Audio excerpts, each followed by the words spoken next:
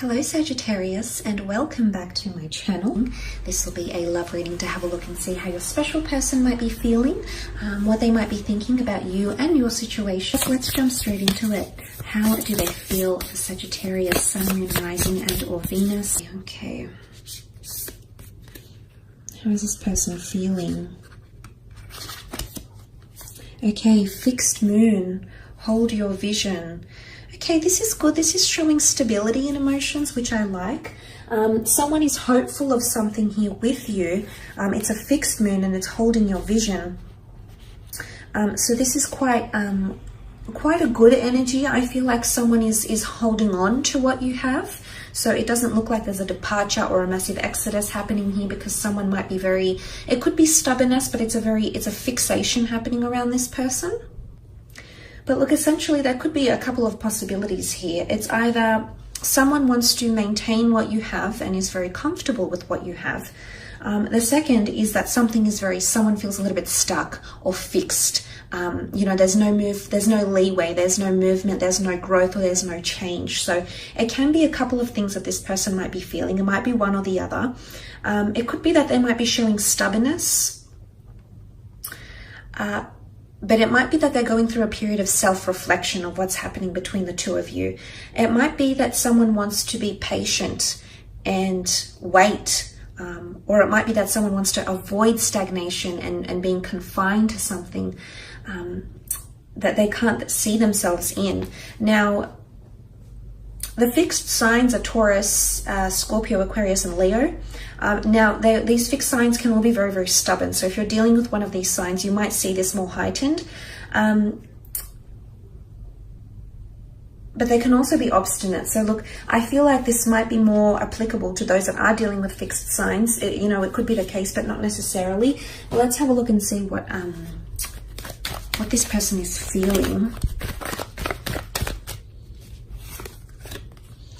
Okay, Three of Swords, Knight of Swords, Five of Swords, and the Queen of Cups. Okay, look, I feel like with the Three of Swords, there is someone that feels conflicted, but I think it's something to do with feeling stuck. Okay, now there might be options for this person. I don't know if you're married or you're dating, or this person is seeing someone else. I don't know what's going on here, but there could be an element of a third-party situation here for some of you Sagittarius. So you know who you are. If you're dealing with a person who's taken, or if you're dealing with a person who has options around them, then this is why this person is feeling stuck, because they're actually conflicted. They might be choosing between you and another here, Sag. And that's not always easy to hear, and of course that's not going to apply for everyone. But if you are in this type of situation and you find that your connection is stuck for whatever reason, Sagittarius, and you're left sort of scratching your head going, well, hey, what's going on? It might be wise of you to see this as a message here that this person, the reason why there's stagnancy in your connection is because they potentially have another person around them, or they're genuinely conflicted between head and heart.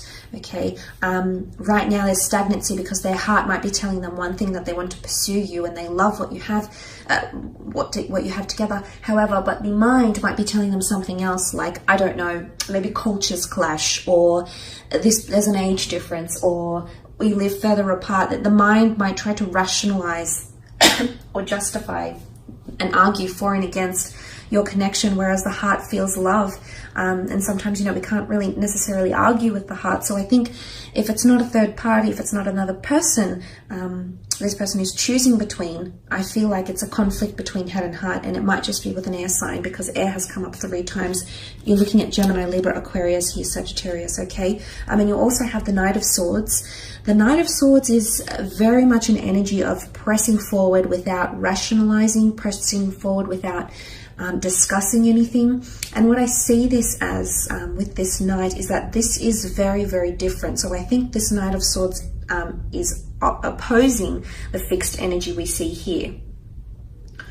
And what I want to say is that someone feels if things don't change, if there's the stagnancy or the fixation continues, then they're going to end up saying or doing something that they might regret later on, and it could involve leaving, or it could involve putting a lot of pressure on this relationship. Someone might be feeling a bit of pressure from you, Sag, okay? The Knight of Swords is all about deadlines and time is of the essence, and moving forward at a very, very fast pace here.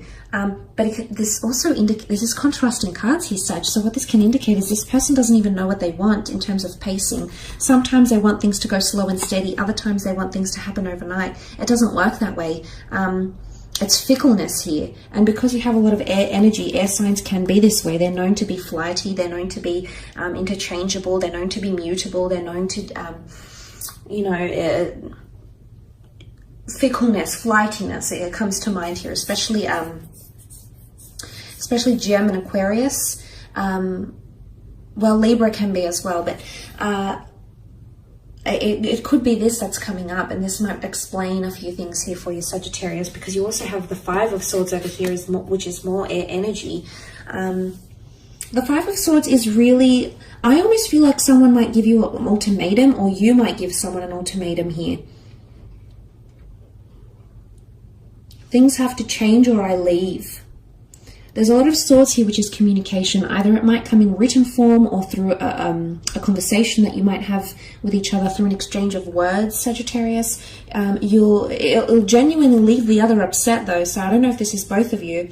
Five of Swords is picking up the pieces, possibly picking up where you left off, or picking up the pace. Picking up the pace comes through very strongly. So for some of you, there's someone feeling like they want to pick up the pace, or the pace needs to be picked up, okay? It's too stagnant. Things are at a standstill. There's no progress being made. But for others, I feel like there's a very much a comfortable energy. The Queen of Cups rules Cancer, Pisces, Scorpio.